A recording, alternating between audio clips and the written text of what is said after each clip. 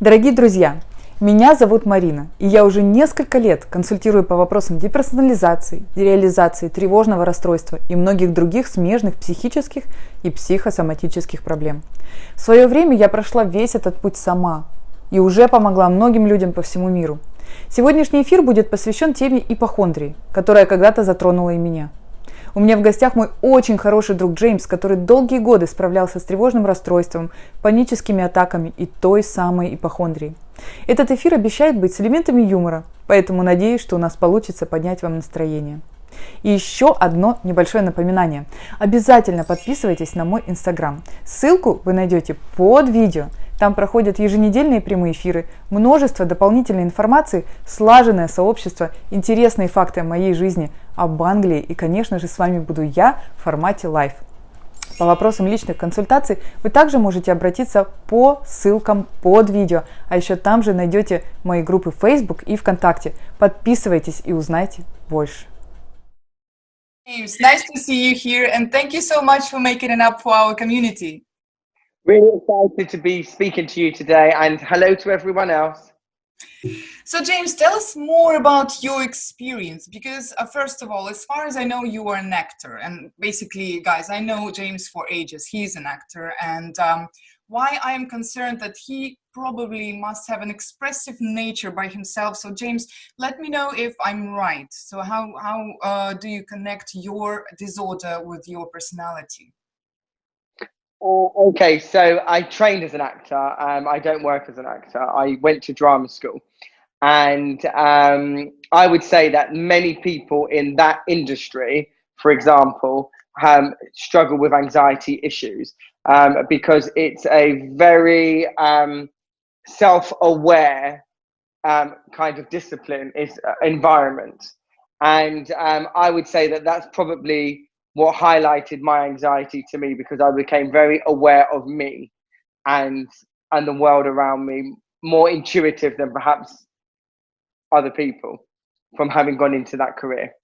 Yes, and how did it all started? So basically, I think we discussed with you before, because again, guys, just a little note for you that I know James for many years, and we really supported each other during all this anxiety journey.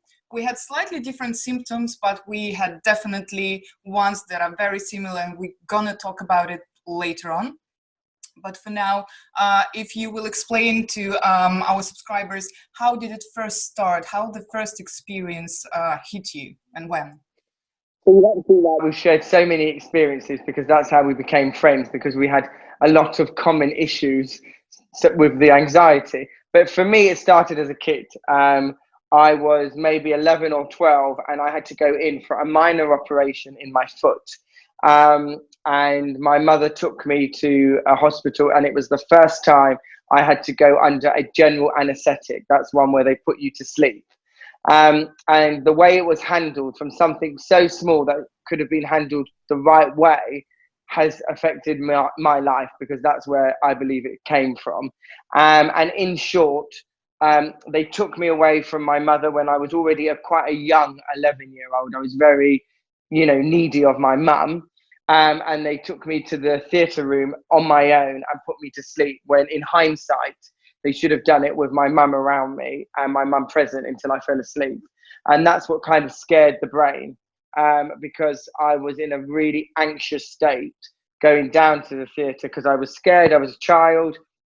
And then I don't remember anything else except them putting me to sleep, telling me to count backwards. I obviously fell asleep. And then the worst thing of all was that I woke up in the recovery room alongside a few other patients that were also recovering, again on my own, when I should have already been close to my mum to wake up in a safe environment. And I panicked. I woke up panicked because I was a young kid and I felt like people were dead next to me. And that is what started my fear of hospitals, which then became broader, of health. And I became what people would say, you're a hypochondriac. Oh my God, you're a nightmare. And that's where it all began for me. So for you, it was more hypochondria, right? So that's how it started. Panic attacks. Absolutely. Right? Yeah, panics. So, James, did you ever felt that anxiety and all the symptoms made you feel some kind of, let's say, disabled, as a black sheep, in your community, in your environment, family, friends? Absolutely. I felt weird. It was almost like I would panic going out. For me, it became I needed to be safe. I wanted to be, and the safety was home, being at home. So I became disabled in the sense of, and I use that word loosely because in the world we live in today, I felt caged almost, not wanting to go out. Many other friends of mine, as I was a teenager, would tell you many stories of me panicking. I mean, I wouldn't get drunk. I would often use excuses to take my car so that I was able to get safe and quickly drive home, because I wanted to be able to get home quickly before a panic attack ensued. So I would absolutely agree with you that was definitely a disability, or maybe a mind frame that it was an illness almost, because I had a fear of not being in the right environment, not being home, and being scared of going out. So it kind of hindered my teenage years from having the freedom that so many experienced, because I couldn't, because I would have a panic or a blind, that moment when you go into that zone where you can't see anyone, feel anyone, and you're in your moment and you've got to get home because you're not safe or you're not going out, and that kind of situation, and that I really saddens me, because it affected my youth a lot, because I wasn't able to cope with it in those years. What do you think about recovery from anxiety? Is it really possible? Or how will you call it? Is it possible to recover for 100%, or you think it's more of a coping mechanism? I don't want to disappoint people, because I don't feel that it's something that you can overcome completely. I think it's something that you'll live with and cope with, because I certainly don't think many people will be able to overcome it completely. I'd like to think that there's maybe one or two out there that are able to completely get rid of it. But for me, it's a coping mechanism, and you've got to learn to cope with it when it hits you. I think you've got the ability to be able to go through weeks and months, maybe even years of not having issues, but life throws many things your way, and there's going to be times when it keeps resurfacing. And I think that's where you have to learn how to cope with it, because that's what will get you through it. It's certainly my experience and what I believe, because I have now had this for over 20 years. I've been, surviving with anxiety, and it's got much easier as I've got older and learned how to deal with it. But at the same time, you can say that as long as you learn how to cope with it, the less episodes you are experiencing as well. 100%. Right? So it's no more pain. Correct. Really. Correct. It's just because I don't want people to be really scared when they hear you can't completely recover. I always say, I mean that it's somewhere deep inside, but if you can put it on a background and you can control it, then you don't have this discomfort and you don't have the symptoms. And if the symptoms, and you can learn to deal with it. Yeah, and it's not really difficult, right? So people are really scared. They constantly on forums, they chatting to each other and basically just sharing bad experience, and that's what you have to stop doing. Because when we were sharing our experience, we always had fun. We never shared it as something horrible or dramatic. It was always fun, and it was just like 2 seconds, like, oh, I have this or I have that. We laughed and that's it. So it was a positive attitude to the condition, and I really hope, guys, that you will try to practice the same, and we'll start it probably from today. Don't leave it till tomorrow. 100%, yeah. Also, people very scared of this name, of this label, mental disorder, mental issue.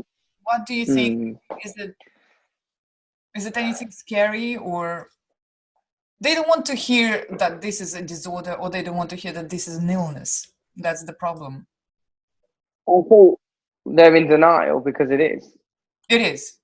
It is. I personally believe it is. It's a mental health issue. And I think the world needs to become more accustomed to the fact that people struggle with mental health. Even in coronavirus right now, there's more deaths with mental health than there are with coronavirus. I believe that once you accept something, you can deal with it better. True. It's like hiding away. If you have a problem, it doesn't matter what's the name of the problem. You can have a broken leg, you can have a flu, you can have whatever you have. But if you're just scared of the name, it's not gonna help. And as you said, you just need to admit it and then try to do something about it. And name is basically, and label is basically nothing. Absolutely nothing. Can you say that you was in some way ashamed of being this way? Yes, I was embarrassed. Sharing with, and especially sometimes when you are on the peak of this hypochondria, and I know what I'm talking about because, I'm exactly the same. When you constantly, for example, saying like, I'm going to die, or, my blood pressure is quite high again, like probably 5 times a day, it's quite high and you're close to death. So do you feel like you are ashamed or embarrassed of being like that and constantly saying the same thing in a loop, like I'm going to die, or Yes, I would often find myself trying to find another avenue of finding out something. For example, if I was starting to panic when I was out, I would say, oh, have you heard that someone's not very well? What is the symptoms they've got? Because I would want security in the knowledge that I don't have it. And my partner, for example, I used to have one of those blood pressure. It had to be thrown out because I was forever having it around my, I might as well have lived with it on my arm because I was sure I was dying, or I was going to die, or my heart rate was too high. And it was very interesting because I've been diagnosed, and a lot of people that suffer with anxiety have got white collar syndrome. Oh, I even didn't know about that. What is that? So that is where you're unable to have your blood pressure taken because of your anxiety. So, for example, the minute they go to take my blood pressure in the hospital, it will immediately go rocket high. So, for example, if I have life insurance or anything like that, the doctor will have to say, look, he suffers from white collar syndrome. Okay. And it's an issue with having your pulse taken. I think it's your pulse taken because you're always on high alert, so you panic. The thought of having that done, I know I'm going to have this, and of course my heart rate starts to, and I get hot. So that is true. It is something that affects you big time. It is embarrassing sometimes, and how unlucky we are now having all these fitness trackers on our arms. When you can check it, and thank God. And sometimes it thank shows God I've the wrong learned. result. By the way, sometimes That's true. Especially in the gym, when it shows terrible heart rate, and you just think, God, I have to stop it now. That's. Well, the other night I'm able to now cope with this disease. And I call it a disease because I do think it's an illness that we have to learn to live with. But I was sitting down very relaxed the other night, and I happened to look at my watch. In fact, incidentally, now I'm at 68, which is really calm. And I looked at it and it was 112. And I was sat down, completely chilled. I jumped up off my seat. I was convinced at that moment that I was about to die. And then I started to feel like I had a pain in my left. Of course, this was all in my head. Exactly, yeah. But it was just, I don't know what the reasons were. So you're right, sometimes they can be wrong, but it's interesting how attached we are to them. Yeah, we are very attached, but at the same time, again, you have to learn how to adjust emotionally to this device. So you don't have to make this, connection between the numbers. And basically, as I said, it also shows sometimes very wrong result. And even if you will read the manual, it says like you do not have to rely on it completely because it, many things may affect the result. Even sweaty or, anything. It's just a device, right? And it's not. I know. But we still, as much as you try to cope with it, there's still those moments that you have to get back into that mode because you are like, because it doesn't leave you. So I have to tell you a secret, James, because I don't know if I ever shared it with you before, but I think that probably you experienced something like that. I had moments. I do not have it. I do not have it anymore. But I had moments when I felt that I'm dead, and that everything around me is unreal, and that people probably do not see me at all, and I'm just walking somewhere on a very dark and gloomy cemetery. I'm really scared to share it with you because I think maybe I will just disappoint you as a friend, and you will think that I'm some kind of insane. But thanks God, just this symptom left me.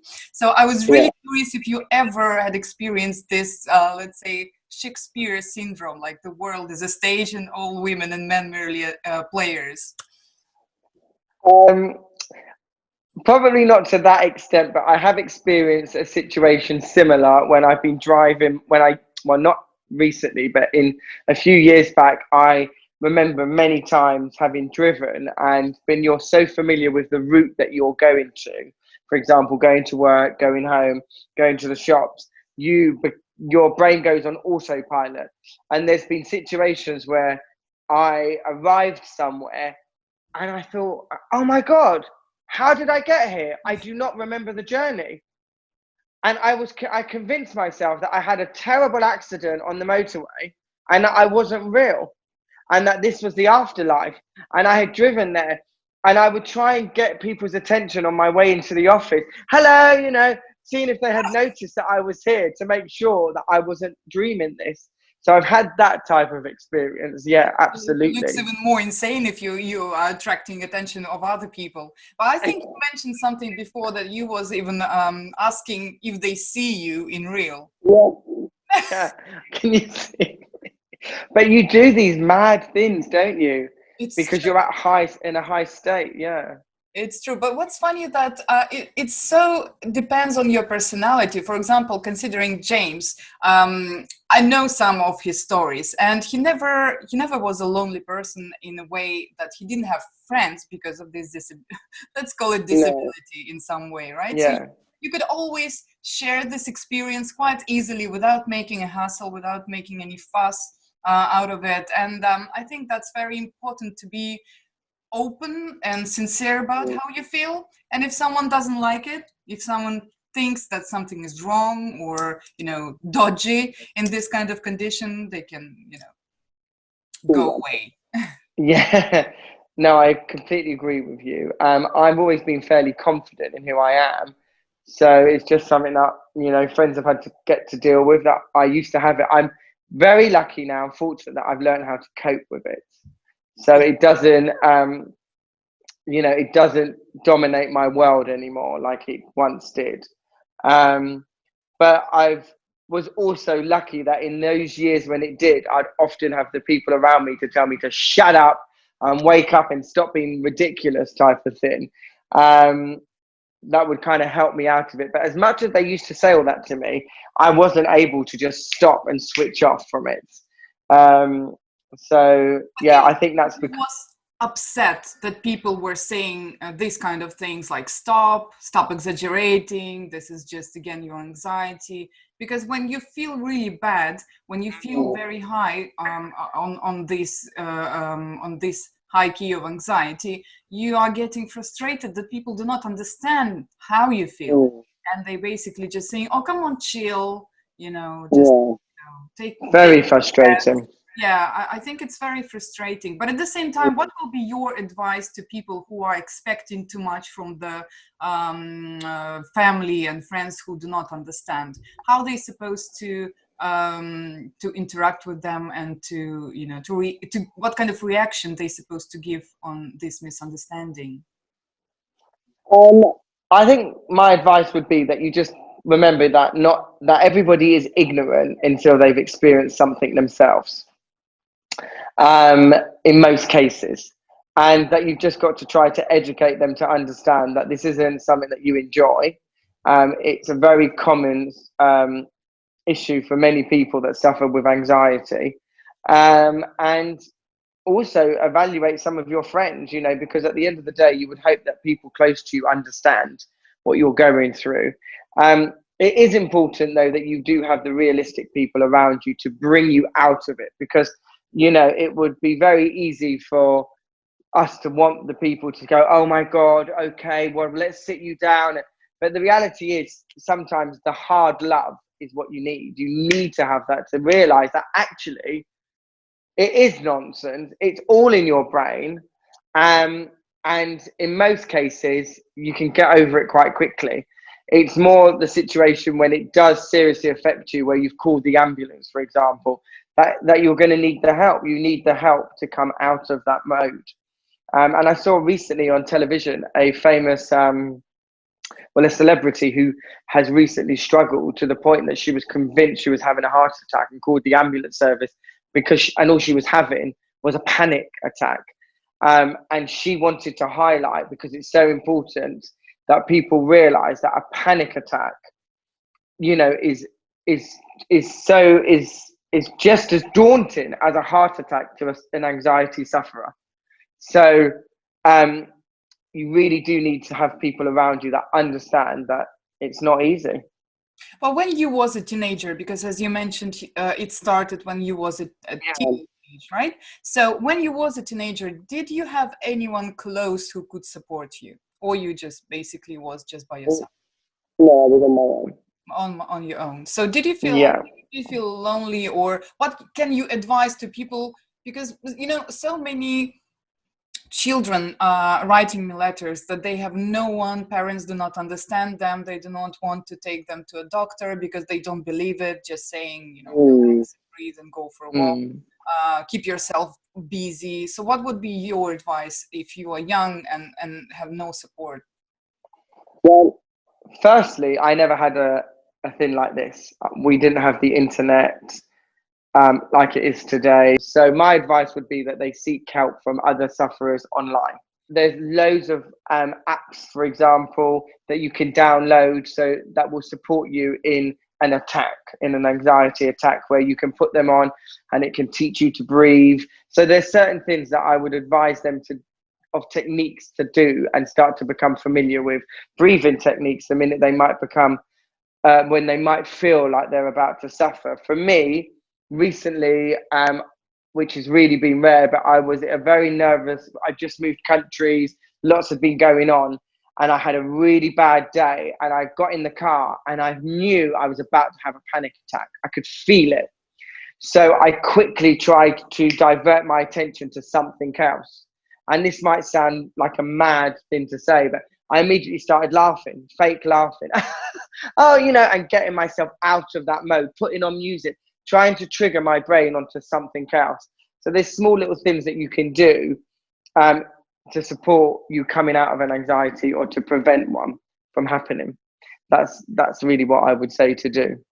James, I really want you to share the story about your hospital experience when you was thinking that you're terminally ill. Because why I'm bringing up this topic is because I'm exactly the same.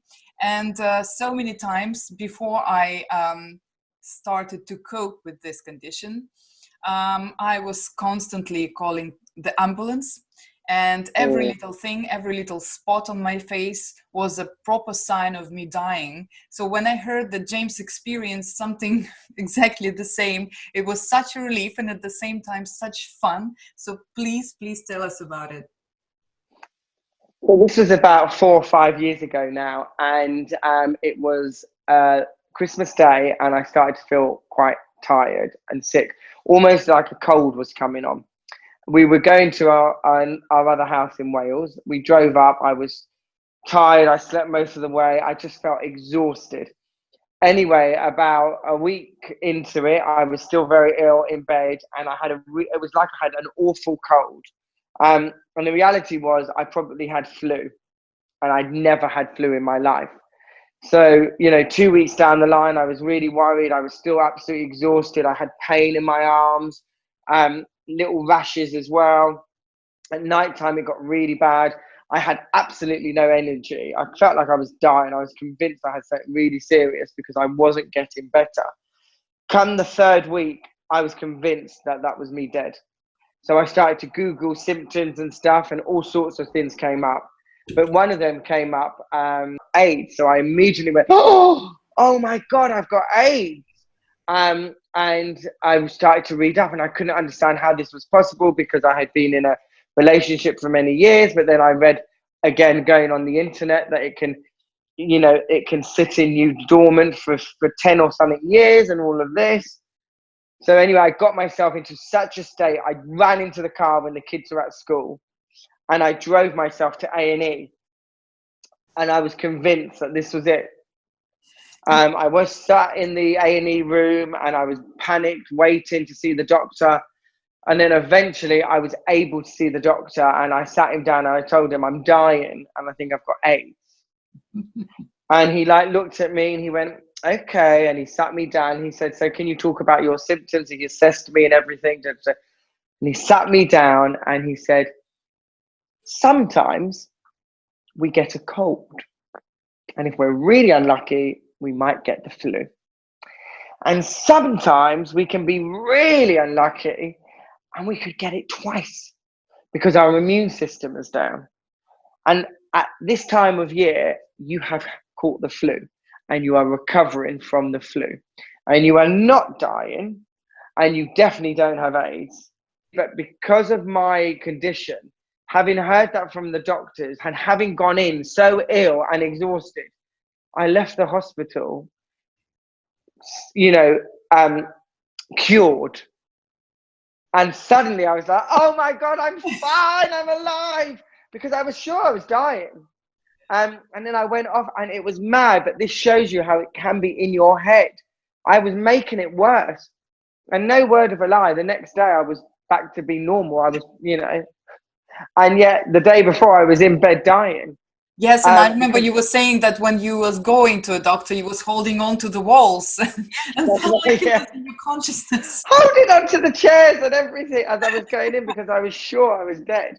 And that was it. I could not believe I had planned in my head my funeral and everything. And then such a magical cure in a split of a resurrection.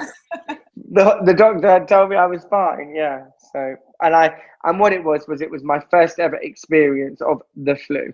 So James, I can totally relate to all your experience. And even if you remember, we had a conversation with you when I was leaving you WhatsApp messages that I just sniffed bleach and I think I'm going to be dead in 20 minutes. And what's interesting, that it feels very real. It felt very real because I had the feeling like I'm about to cough. And that for a long time I was scared of many allergic reactions. And I think it started because when you constantly under stress, it happens to many people, by the way, your immune system is collapsing. And that's the time when you are very prone to illnesses such as a flu, cold, and for me it was allergic reaction to false eyelashes and to gel nail polish. So that's why I stopped doing that. And I think since that moment I developed the fear of allergy. If you also go back to our old conversation, dying from tumor, dying from cancer, dying from, I don't know, so many diseases. And it's great for me that you brought all this up with a sparkle of fun, because people around the world, it's very interesting that there are millions of people who are experiencing that, and we face them every day, and we never know who is feeling the same way. And feel so alone, but at the same time it's probably every second or every third person. It's like a hidden pandemic. And it's great that apart from just sharing bad experiences or sad moments, you could bring up such a sparkle of fun to this experience. And it also reminded me of that story when we both used muscle cream after gym. And if you will about it, that would be fantastic. Oh my God, yes, I completely agree. The things that we've gone through. Right, so I had pulled a neck muscle or something, and I think my mum or maybe Owen said to me, "Oh, you must go and get some DP and rub it into you." So I thought, okay, well, I went and I got the deep heat, and I probably didn't read the instructions properly because it just looked like cream, and I probably put far too much of it on. And I put it on and I rubbed it in, and oh my God, I was convinced that it was like acid on my back. I tried to get it in the tap. I was trying to wash it off, and it wouldn't get off. Oh my God, yeah, the tap, because I couldn't fit. The madness, the kind of things that have happened. And because I was sure that I had put too much of the deep heat on, and it was burning through my skin into the muscle. But it also feels like dying. It's true, because I experienced exactly the same. It felt like I used just a drop, and I thought it's not going to work. I need to put more, and then in a split of a second, it was like I'm on fire. On fire. I had a moment like I wanted to call my husband, and I thought, God, I was dying today 3 times already. I can't die another one and give him a call. I have to stop it. And that's where you're trying to cope with it. I think that's the moment when you probably need to feel ashamed and embarrassed and just stop it, because I think it's really annoying also for a family, and we have to admit it, that it is annoying. It's funny, but can you imagine anyone like that next to you? Oh my God, no. Well, it's something that I take from you, which I use quite often now, and that is, I'm not going to die today. True. Because, I remember you telling me about your episode in a Russian hospital when you went for something, and I now use it to myself quite often as a coping mechanism. Oh, shut up, James. You're not going to die today. Not today. Today's not going to be the day. Because you're quite convinced. It's like, oh my God. But yeah, that's true. They must find us hard work when they get 5,000 calls because you need to get home quickly. I'm having a panic attack. Or when I wake up in the middle of the night and I'm sure I've died. And a lot of people suffer this anyway, where you suddenly wake up and I'm like, hello, am I alive? Because I'm quite convinced that I'm a dead ghost and that my body is lying there. Because my heart, it's like your heart stops. Funnily enough, I have not had this for a long time. But I think you had some problems with cream which dentists prescribed you. Oh. So don't lie. You still had an episode. So I had my tooth recently. I had to have my tooth pulled out because it got an abscess, and it was awful. Anyway, the dentist supplied me with some cream called cortisol or something. Anyway, I hadn't read the packaging, and to me, it was just like a numbing cream or like an antibacterial cream. And I didn't listen properly to the dentist, and I didn't read the packaging. And what he said is you get a small little bit and you put it on top of where the tooths come out to stop infection, and you'll be okay. Just use that if it's a bit painful and stuff. So I just thought, oh, okay. Well, I put quite a bit on. I put it on there and I left it. And then I thought, oh, I'll put a bit more on and I'll leave it. Anyway, then the evening came and I thought I've not really done a hell of a lot. So I read the packaging, and I always rush through things, and I looked at the packaging and I hadn't realized that I was reading the section for pregnant, if you're pregnant. And on it says, do not swallow. If you swallow more than a certain amount, go to A&E. At which point I almost passed out on the floor. I grabbed Owen. I had to drink water. Oh my God! My stomach, which had not been hurting, I felt like was was going to explode, because I'd had too much. And obviously it's very dangerous for a pregnant woman to have this. And I'd obviously had way more than I needed, and not had realized that actually it's quite a dangerous, it's quite a toxic substance not to have too much of it, and to only leave it in the place for like 2 seconds or 3 seconds and then spit it out. I had left it there all day, about 4 or 5 times, because that's something else that I struggle with. So if I know that there's a cream that you can use and it's going to help you, I won't put the cream on once. I keep putting it on, because I think, oh, well, if I keep doing it, right? Yeah, exactly. So I do that all the time. Oh my God. So that is what happened with the tooth With the the tooth. tooth coming out. At the same time, your fortune teller told you that you're going to have a long, happy life and you're not going to.